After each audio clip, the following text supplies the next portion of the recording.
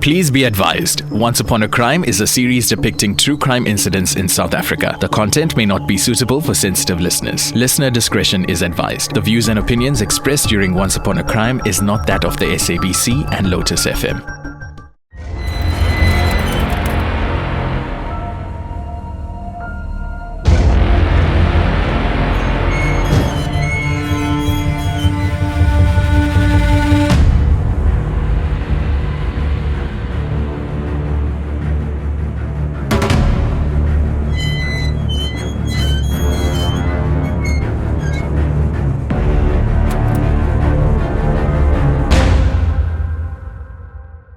On Friday, the 6th of April 2012, the farm called Norhoek, just 8 kilometers outside the Griquastad town centre, had fallen silent. The chatter of the family that lived there had ceased. The television blared on, but those that were watching it just moments before were now dead. The computer screen had yet to buzz off into sleep mode, but its operator too lay slumped nearby, no longer breathing. Around 7 p.m., a white Isuzu bakkie screeched to a halt outside the Griquastad police station. 2 warrant officers watched as the dust settled around this vehicle. The door opened and a young man emerged. His brown hair was tousled and he still wore braces on his teeth. He rushed into the police station, and before the officers could address him, he dropped to his knees in front of them screaming, "You must come, they've been shot, they're all dead." The boy was 15-year-old Don Steenkamp, and he was referring to his mother, father, and sister. Over the next few hours, the Steenkamp's farm, Norhoek, was swarmed with police officers. It was confirmed that all of Don Steenkamp's family members were dead. Dion and Christel, Don's mom and dad, were found lying on their stomachs. Each had been shot with a small caliber firearm. But besides the bullet wounds, there were no signs of struggle or other wounds to them. Don's sister, 14-year-old Martella, though, had clearly experienced something very different. Martella, a horse-riding enthusiast and incredibly popular girl at school, had been shot, like her parents, but in addition to this, she'd also sustained severe injuries from a beating. Martella had been beaten so badly that her face was no longer recognizable. As the only surviving resident of the household, Don Steenkamp was the police's main source of information. He claimed that the family had been relaxing in the lounge that night and he'd gone out to the barn to change a light bulb. When he was in the barn, he'd heard gunshots and hidden. When the gunshots stopped, he'd run back inside and found his family dead. The investigating officer on this case immediately felt that the scene didn't match those of other violent home invasions he'd seen in his career. The Steenkamp's dogs were unharmed, where usually dogs will be poisoned before the attack takes place in home invasions. The firearm used to shoot the victims belonged to Dion, and although it's not unusual for firearm owners to be shot with their own guns, the assailants had left the gun behind on the scene. Criminals who commit crimes like this will never do that. The firearm is their means to committing future crimes. In addition, none of the Steenkamp's vehicles were stolen, which means the assailants had fled on foot. Nothing had been stolen from the house either. It was like the murderer or murderers had just walked in, shot everyone and left. It made no sense. And so the investigating officer's attention turned to the most likely suspect, 15-year-old Don Steenkamp. Don had not been treated like a suspect when he first arrived at the police station that night, so he was allowed to wash himself, and a lot of the evidence was lost. The investigating officers did notice that Don's shirt was clean when he arrived at the police station. When asked about this, the young man claimed that his shirt had been full of his sister's blood, as he had tried to resuscitate her, so he had changed it before he left for the police station. This was, of course, a major red flag. Don claimed that he was too scared to stay in the house and phone the police, but he hadn't been too scared to take the time to change his shirt. The officer asked Don to show him where the shirt was that he had been wearing. Rather than lying on the floor of his bedroom where one would expect it to be if he had been changing in a hurry, it was hidden under a pile of clothes in his closet. And in addition to that, the condition of the shirt became significant evidence. It was covered in Marthella's blood, but it was also torn from the neckline, as though someone had pulled on it in a struggle. When the autopsies were conducted on the victims, the difference between the way Dion and Christelle were killed and the way Martella was killed became even more clear. Dion and Christelle's murders had been almost clean and clinical. The overkill and viciousness of the way Martella was killed spoke to an individual having been very angry with her. In addition, the pathologist also found signs that 14-year-old Martella had been sexually assaulted hours before her death. There was also old scarring from what was believed to have been previous rapes. As the investigating officer focused on Don as the possible suspect, he noted that there was no build-up to the crime. There didn't seem to have been an argument that had broken out, which may have erupted into violence. And rather, if Don had killed his family, he seemed to have planned to do so.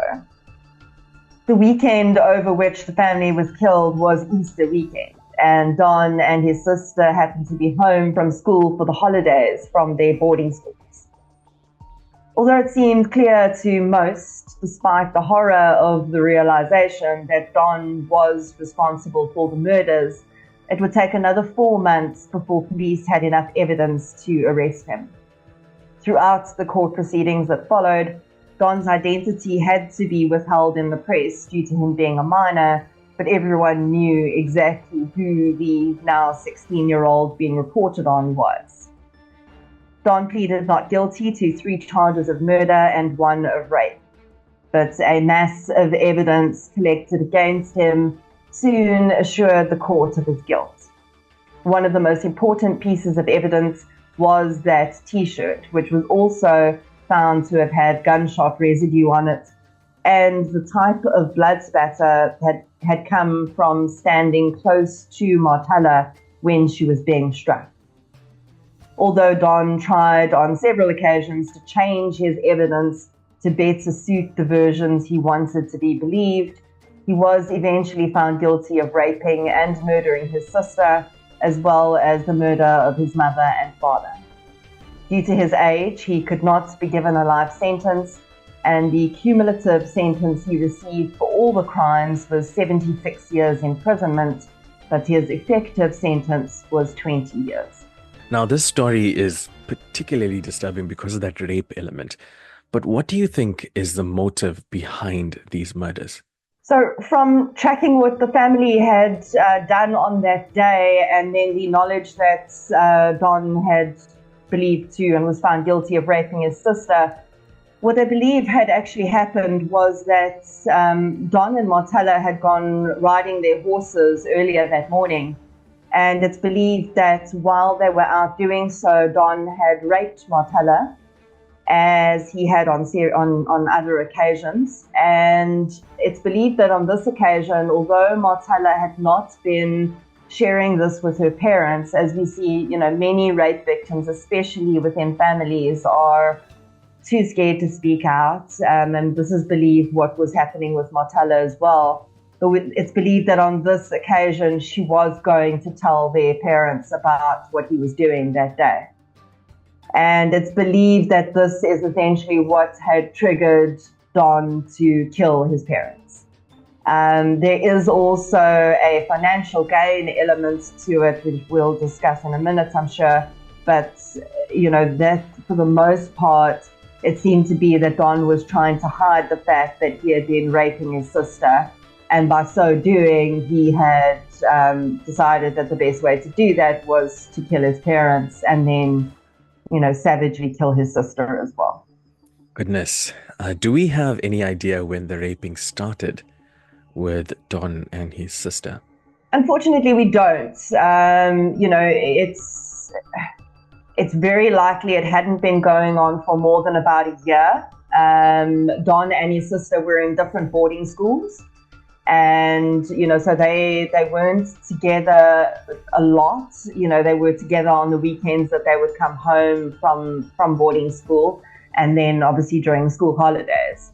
So we don't know exactly how long, and she had certainly not expressed this to any of her friends that we know of, or really anyone. It's just really sad that this young girl was living with this horrible secret. Now, Nicole, you did mention the inheritance earlier, and I do understand that the Steenkamp family was very wealthy. But what would have happened to that inheritance Don should have gotten from his parents? So Dion owned, both Dion and Christelle were very successful business people in their own rights. Dion owned and Christelle jointly owned 5 different farms. So you can imagine, it was a significant estate to be passed down. In ordinary circumstances, if Don had not been the murderer, he would have inherited that entire estate. Because the law has a caveat in it which says the bloody hand cannot inherit, Don Steenkamp, as we've seen in other family murders, should not inherit anything from his parents' estate. However, in the years since he was found guilty, we have sort of discovered that his grandparents have found, I don't want to say a way around that, because I think they're in a very difficult position as well, but what they seem to have done is they've taken the money from that inheritance and put it in a trust in their name, which that trust will pay out to, from reports I've seen, will pay out to Don when he is released from prison. So in that way, they seem to have circumvented the bloody hand cannot inherit rule. We have seen other cases, other family murders where this has been, there have been surviving family members that have pushed against this and ensured that the trust does not even pay for the legal fees of the murderer. In this case, Don's legal fees were paid for by the trust, and it seems that he will still inherit a significant amount of money when he's released from prison. Now, in terms of the psyche of a murderer, I know that in previous cases that we may have discussed before, that sometimes it has to do with something like childhood trauma or stuff like that. Do we know anything that he may have gone through, or any details of any such thing in his growing up years? With Don Steenkamp, it seems to be very, there was no abuse reported within the family. The families seem to be very much normal parents who I'm sure made mistakes like all parents do. But there doesn't seem to have been any specific elements of trauma that we know about. But I think it's important to remember about the human psyche is that not everyone experiences the same situation the same way. In a child who already has emotional difficulties and sees the world in a certain way simply by nature of how they were born, that specific way of parenting can be harmful and traumatic to that child. And it's not that the parents are doing anything wrong, it's simply that we don't all have the same experience of the same situation. Right. So I think that's very much what it was with Don. There may have been some bullying for him at school as well. And again, I don't think it was what we would consider terrible, but again, for someone who already has emotional difficulties moving through the world and negotiating those types of things, that could have a major effect. Now, the most important question. Where is Don Steenkamp now? So he is currently still serving a sentence. He has, however, this year, 2024, become eligible for parole for the first time.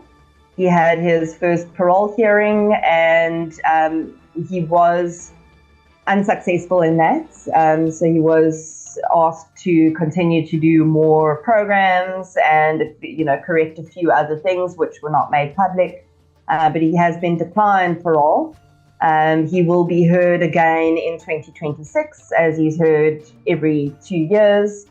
Some individuals have said that it's unlikely that he will be paroled before 2026, or before his 2027 rather. And it's only 12 years that he's served of his sentence so far. And for, the way he was sentenced is, of course, because he was a minor when he committed the crimes. And that's, we have the Child Justice Act, which protects minors from being sentenced to life. So there's a legal element to that, but it really feels quite difficult to stomach that someone who could kill 3 people and rape their own sister considered for parole pretty early into their sentence, only 12 years. So that's less than 4 years per person. Wow. Well, that's where we leave episode 7 of Once Upon a Crime. Join us next week for another thrilling case.